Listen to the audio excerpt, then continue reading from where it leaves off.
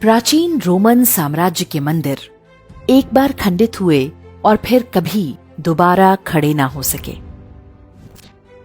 यूनान में उनकी देवताओं को शैतान बताकर मंदिर ध्वस्त कर दिए गए, तो फिर कभी बन नहीं सके। ज्यूज, डायोनाइसिस और अपोलो को अब कोई नहीं पूजता। मिस्र की महान सभ्यता एक बार तहस नहस हुई तो दोबारा संवर नहीं पाई। आज केवल उसके अवशेष ही बाकी हैं। फारस के आताशगाहों की अखंड अग्नि एक बार बुझा दी गई तो दोबारा उन्हें जलाने के लिए कोई नहीं बचा। मेसोपोटामिया की सभ्यता पर केवल एक बार सिकंदर ने आक्रमण किया और वो एक झटके में समाप्त हो गई। उनके देवताओं के अब कोई नाम भी नहीं जानता। संसार की समस्त प्राचीनतम सभ्यताओं पर हुए सारे बर्बर आक्रमणों को मिला दें, उससे भी अधिक आक्रमण अकेले काशी पर हुए। लेकिन काशी बार बार उठ खड़ी हुई। असभ्य और बर्बर आक्रमणकारियों के हर चिन्ह को साफ करके काशी प्रकाशमय हो उठी। आज भी हर ओर हर हर महादेव की गूंज है।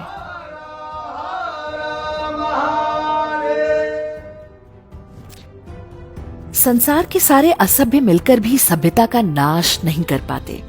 धर्म कभी भी समाप्त नहीं होता। धर्म के कार्य के लिए ईश्वर कब किसका चयन करेंगे, ये कोई नहीं जानता। इतिहास में इसके ढेरों उदाहरण भरे पड़े हैं। मोहम्मद गोरी और कुतुबुद्दीन ऐबक ने काशी का विध्वंस किया, तब जानते हैं कि वहां के मंदिरों और घाटों का पुनर्निर्माण किसने कराया? कन्नौज नरेश जयचंद के पुत्र राजा हरीशचंद्र ने। और वो भी तब जब चंदावर के युद्ध में वो गोरी की सेना से पराजित हो गए थे। सिकंदर लोदी के समय हुए ध्वंस को ठीक कराया अकबर के दरबार में रहने वाले राजा मानसिंह और राजा टोडरमल ने।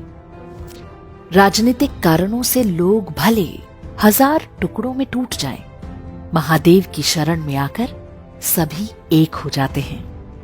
क्या ब्राह्मण, क्या क्षत्रिय, क्या यादव, क्या गुर्जर, क्या वैश्य। काशी विश्वनाथ मंदिर को औरंगजेब ने तोड़वाया तो एक दीवार छोड़ दी, इसलिए ताकि काशी आने वाले तीर्थयात्री इस अपमान को सदियों तक अनुभव करते रहें। अपवित्र और खंडित हो चुका ज्योतिर्लिंग हिंदुओं की हार का स्मारक बन गया। किंतु आसुरी मानसिकता का उत्तर कोई दैवीय सभ्यता कैसे देती है, ये भी ध्यान देने योग्य है। औरंगजेब द्वारा कराए ध्वंस के लगभग 100 वर्ष बाद जब राजमाता अहिल्याबाई होलकर ने मंदिर का निर्माण किया, तो उसके कुछ दिनों बाद ही महाराजा रणजीत सिंह जी ने मंदिर के दोनों शिखरों को सोने से मढ़वा दिया।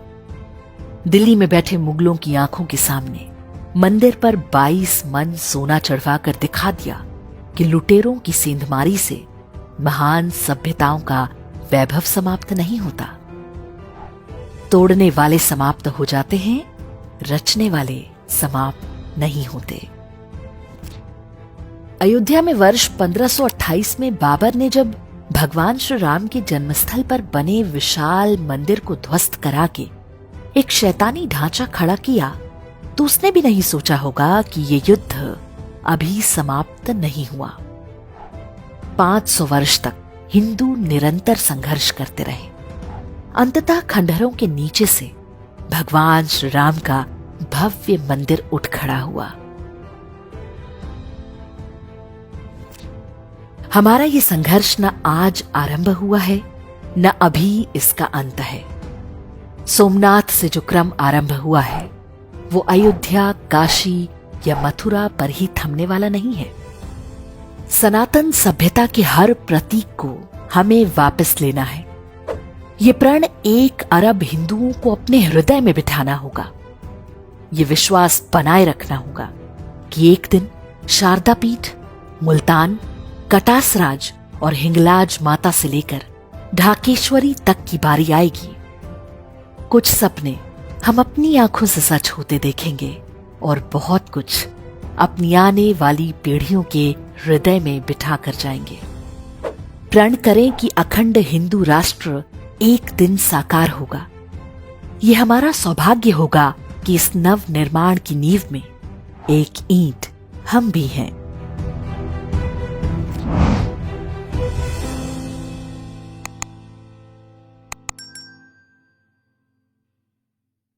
इंडेक्स ऑनलाइन के वीडियो समाज को समर्पित हैं। आप इनको डाउनलोड करके जैसे चाहे वैसे प्रयोग कर सकते हैं। चाहे तो आप हमारे टेलीग्राम चैनल से जुड़ सकते हैं। वहां सारे नए पुराने वीडियो आपको मिल जाएंगे। हमारे सोशल मीडिया लिंक हर वीडियो के डिस्क्रिप्शन में होते हैं। हमारा एकमात्र उद्देश्य हिंदू समाज को जागृत और एकजुट करना है। इसमें सहभागी बने। धन्यवाद।